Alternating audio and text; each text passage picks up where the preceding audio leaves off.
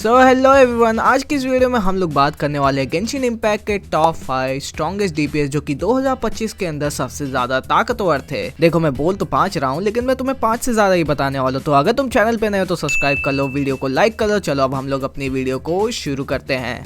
Number 5 पे मैं रखता हूँ हमारी the 442 harbinger the knave father आर्लेकिनो।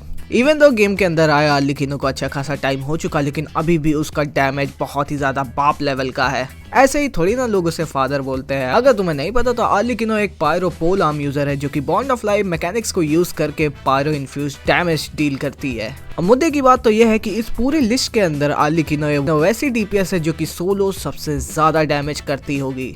Like literally आर्लेकिनो का जो सोलो डैमेज है वही काफी ज्यादा हाई रहता है। अगर तुम उसे कोई सपोर्ट्स नहीं भी दोगे तब भी आर्लेकिनो अच्छा खासा डैमेज करेगी, और अगर तुम उसे अच्छे खासे सपोर्ट्स दे दिए तब तो आर्लेकिनो गॉडली बन जाएगी एकदम। एंड ऑफ कोर्स आर्लेकिनो काफी ज्यादा फ्लेक्सिबल कैरेक्टर है जिसको तुम काफी सारी टीम्स के अंदर यूज कर सकते हो। मेनली लोग आर्लेकिनो मेल्ट में यूज करते हैं, आर्लेकिनो वेव के अंदर यूज करते हो, एंड आर्लेकिनो ओवरलोड में भी यूज करते हैं। एंड ऑफ कोर्स आर्लेकिनो का कोई डेडिकेटेड सपोर्ट नहीं, तो तुम्हें इस चीज की चिंता करने की जरूरत नहीं कि मेरे पास अगर ये सपोर्ट नहीं तो मेरी आर्लेकिनो अच्छा डैमेज नहीं करेगी। अगर तुम आर्लेकिनो को कोई भी टीम में डाल दोगी वो तब भी अच्छा खासा डैमेज करेगी। नंबर 4 पे मैं रखता हूँ हमारे हाइड्रो ड्रैगन न्यूडेक्स निवलेट को। अगर तुम्हें फ्लेक्सिबिलिटी की मिसाल जाननी है तो निवलेट से आइए, मैं तुम्हें मिलाता हूँ। निवलेट के पास इतने सारे टीम कॉम्पोजिशन है, मेरे ख्याल से इस पूरी लिस्ट के अंदर निवलेट के पास ही सबसे ज्यादा टीम कॉम्पोजिशन के ऑप्शंस हैं। लाइक गेंशिन के अंदर अभी भी अगर कोई नया सपोर्ट भी रिलीज होता तो ऐसा लगता है कि वो निवलेट के लिए ही बना हुआ है। लाइक ये बंदा सपोर्ट्स के साथ ऐसे ब्लेंड हो जाता है जैसे पानी के साथ दूध ब्लेंड हो जाता है। एंड मुझे पता है कि Mualani is also a good hydro DPS, लेकिन मैं तुम्हें स्टिल यही कहूंगा कि Neuvillette is still better than her, क्योंकि निवलेट के पास काफी ज्यादा फ्लेक्सिबिलिटी, उसके पास काफी सारी टीम ऑप्शन है। निवलेट इज इजी टू बिल्ड, उसका हाइड्रो एओई काफी ज्यादा तगड़ा है। लाइक इस बंदे को तुम फिजिट स्पिनर की तरह गोल गोल घुमाते रहो और ये अपने हाइड्रो एओई की मदद से डैमेज करता ही रहेगा। लाइक निवलेट को आया अच्छा खासा टाइम हो गया, लेकिन अब इसके अंदर स्टिल लोग निवलेट को ले जाना ज्यादा प्रेफर करते हैं। सो इस लिस्ट के नंबर 3 पे होने वाले हैं 3 कैरेक्टर्स। हाँ तुम बिल्कुल सही सुन रहे हो, क्योंकि ये तीनों कैरेक्टर्स ऑलमोस्ट इनका जो टीम डीपीएस है वो ऑलमोस्ट इक्वली है। इवन दो इनमें से एक कैरेक्टर है जिसका टीम डीपीएस इन दोनों से ज्यादा हाई है, लेकिन मैं उसे नंबर 2 पे इसलिए नहीं रख सकता क्योंकि नंबर 2 पे एक ऐसी कैरेक्टर है जो कि कुछ ज्यादा ही ओवर पावर्ड है। तो हाँ, ये 3 कैरेक्टर्स और कोई नहीं बल्कि फ्लिंस, वरेसा और नेफर हैं। सबसे पहले हम लोग अपने ऑरा फार्मर यानी फ्लिंस के बारे में बात करते हैं। फ्लिंस एक लूना चार्ज इलेक्ट्रो डीपीएस है जो कि पोल आर्म को यूज करता है एज इट्स वेपन। फ्लिंस एक नॉट क्राई का कैरेक्टर है, तो वो नॉट क्राई के मैकेनिक्स यानी लूना रिएक्शन पे वर्क करता है। अब फ्लिंस यूज करता है लूना चार्ज रिएक्शन। ये रिएक्शन तब ट्रिगर होता है जब तुम हाइड्रो और इलेक्ट्रो को मिलाते हो तो ट्रिगर होता है लूना चार्ज। फ्लिंस अटैक पे स्केल करता है तो इसको बिल्ड करना उतना ज्यादा मुश्किल भी नहीं है। और मुद्दे की बात तो ये है कि फ्लिंस का अभी टीम डीपीएस इंप्रूव भी होने वाला है जब कोलंबिना का रिलीज होगा, क्योंकि जब कोलंबिना आएगी तो वो लूना रिएक्शन को बफ देने वाली है, जिस वजह से क्योंकि फ्लिंस भी एक नॉट क्राई का कैरेक्टर है जो कि लूना रिएक्शन को यूज करता है, उसको भी बफ मिलेगा, जिस हिसाब से उसका टीम डीपीएस भी बढ़ने वाला है। तो अगर तुम फ्लिंस को निकालने की सोच रहे हो तो तुम्हारे लिए काफी ज्यादा अच्छी बात है, क्योंकि अभी भी फ्लिंस के पास एक अच्छा फ्यूचर है और उसका टीम डीपीएस आगे जाके इंप्रूव भी होगा, यानी कि ये बंदा आगे जाके और ताकतवर होने वाला है। इवन दो अगर तुम्हें सही में फ्लिंस का अच्छे से डैमेज आउटपुट निकालना है तो तुम्हारे पास नेफा भी होनी चाहिए, क्योंकि वो एक तरह से उसकी डेडिकेटेड सपोर्ट है जो उसे बफ देती है और उसका डैमेज आउटपुट को इंक्रीज करती है। फिर आती है हमारी वरेसा एक इलेक्ट्रो डीपीएस है जो कि कैटलिस्ट को यूज करती है एज अ वेपन।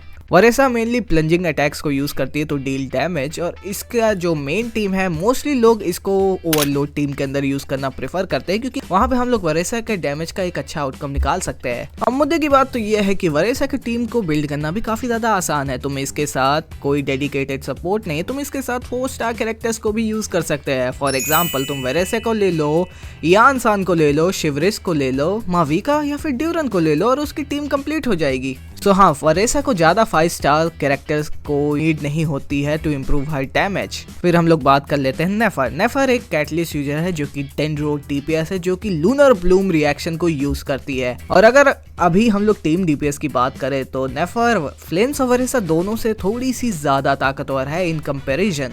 लेकिन यही है, जैसे कि फ्लिंस को एनेफा की जरूरत होती है जो कि उसकी एक तरह की डेडिकेटेड सपोर्ट है ताकि तुम्हें फ्लिंस के डैमेज का एक अच्छा आउटकम मिले, वैसे ही हमारी नेफर को जरूरत होती है लाउमा की। अगर तुम्हारे पास लाउमा पहले से है तो तुम्हें नेफर जरूर निकाल लेनी चाहिए, क्योंकि अगर लाउमा और नेफर एक टीम के अंदर है तो नेफर का डैमेज काफी ज्यादा इंक्रीज हो जाता है, और अगर तुम्हारे पास लाउमा नहीं है तो नेफर का डैमेज काफी ज्यादा कम भी हो जाता है। वैसे येट मैंने जैसे बताया था फ्लिंस के केस में कि फ्लिंस आगे जाके और ताकतवर होने वाला है, तो वही हाल होने वाला है नेफर का, क्योंकि जब कोलंबीना रिलीज होगी तो नेफर को भी वो बोनस देगी, तो जिस हिसाब से नेफर भी आगे जाके ताकतवर होने वाली है। सो अगर तुम सोच रहे हो कि तुम्हें नेफर निकालनी चाहिए कि नहीं, तो हाँ तुम्हें नेफर निकाल लेनी चाहिए, क्योंकि उसका फ्यूचर अभी भी काफी ज्यादा ब्राइट है और करंटली भी वो काफी ज्यादा स्ट्रांग है। तो अच्छा डेंड्रो डीपीएस अगर तुम्हारे पास नहीं तो तुम्हें गो फॉर नेफर।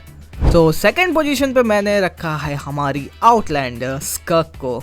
स्कर्क एक ऐसी कैरेक्टर है जो कि स्टोरी वाइज ही बस ताकतवर नहीं बल्कि गेम प्ले वाइज भी ये काफी ज्यादा गोटेड कैरेक्टर है। स्कर्क वो कैरेक्टर है जो कि गेंशिन के क्रायो एलिमेंट जो कि ऑलमोस्ट डाई हो रहा था उसको आके जिंदा कर दी। स्कर्क वो कैरेक्टर है जो कि फ्रीज टीम जिसको कोई भी यूज नहीं कर रहा था गेंशिन के अंदर उसको आके स्कर्क अलाइव कर देती है।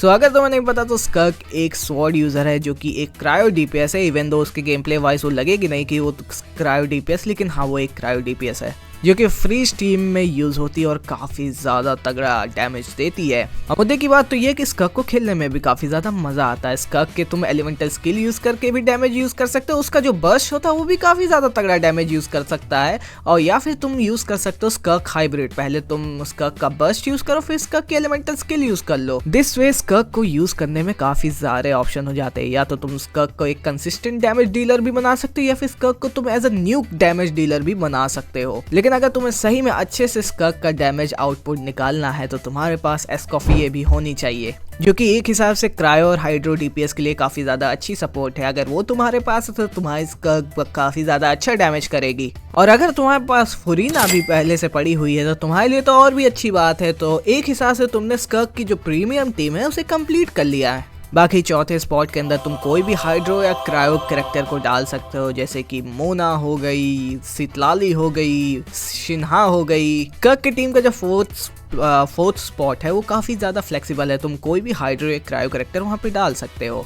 इवन दो मैं तुम्हें एक चीज और बता देता हूँ कि स्कर्क एक्चुअली में काफी ज्यादा रिस्ट्रिक्टेड कैरेक्टर भी है, वो तुम्हें निवलेट आर्लिकिनो जैसी फ्लेक्सिबल नहीं मिलने वाली, तुम उसे बस फ्रीज टीम के अंदर ही यूज कर सकते हो। अगर तुम उसे किसी और टीम के अंदर यूज किए किसी और रिएक्शन से रिलेटेड तो उसका डैमेज आउटपुट थोड़ा सा कम हो जाएगा, तो फ्रीज टीम के लिए ही स्कर्क बनी तो उसको उसी के अंदर यूज करना। और नंबर 1 पे नो डाउट है हमारी आग की रानी यानी कि दी फायर ऑर्कन माविका। देखो यार मुझे अभी भी याद है कि कैसे माविका का जिस दिन रिलीज हुआ था उस दिन उसने पूरे गेम को ब्रोक कर दिया था, पूरे मेटा को हिला दिया था। जिस हिसाब से उसके डैमेज नंबर निकल रहे थे ना गेम के अंदर, न्यू प्लेयर्स नए नए रिकॉर्ड बनाते जा रहे थे कि मेरी माविका ने इतना मिलियन मार दिया, मेरी माविका ने उतना मिलियन मार दिया। लाइक माविका के लिए मिलियन मारना तो एक सर नॉर्मल बात हो गई थी। माविका एक पायरो कैरेक्टर है जो कि क्लेमोर को यूज करती है और डैमेज देती है काफी ज्यादा तगड़ा। और माविका एक ऐसी कैरेक्टर है जिसको मैं तुमसे कहूंगा अगर तुम्हारे पास ये नहीं तो आंख बंद करके इसको निकाल लो, क्योंकि ये जिस हिसाब से डैमेज देती है ना भाई साहब वैसा कोई कैरेक्टर नहीं दे पाता है। इवन दो माविका के साथ भी थोड़ा बहुत रिस्ट्रिक्शन है टीम्स के साथ कि अगर तुम्हारे पास नेटलैंड के कैरेक्टर्स है तभी जाके तुम्हारी माविका अच्छा खासा डैमेज आउटपुट देगी और उसका जो बर्स्ट है वो भी जल्दी लोड होगा। सो अगर तुम्हारे पास पहले से ठीक ठाक नेटलैंड के कैरेक्टर्स है तो माविका को आराम से निकाल लो, अगर नहीं भी है तब भी तुम माविका को निकाल लो क्योंकि माविका तब भी अच्छा खासा डैमेज करती ही है। काफी ज्यादा गॉडली कैरेक्टर है, अगर तुम इसे मिस कर दिए तो तुम्हें इसे जरूर निकाल लेना चाहिए। बाकी ये बात तो हो गई माविका की एज अ डीपीएस, तो वो स्ट्रॉन्गेस्ट है ही करंटली गेम के अंदर एज पर 2025, लेकिन तुम माविका को एज अ सपोर्ट भी यूज कर सकते हो अगर तुम्हें नहीं पता हो तो। यप, अगर तुम माविका को सिंडर सिटी का सेट दे दोगे तो वो बन जाएगी एक सपोर्ट जिसमें वो तुम्हें देगी 40% का डैमेज बोनस और वो तुम्हारे लिए पायरो भी अप्लाई करेगी। अगर तुम कोई टीम यूज कर रहे हो जिसमें तुम्हें पायरो एप्लीकेशन की जरूरत है तो तुम्हारे लिए माविका वहां पे भी काम आ जाएगी।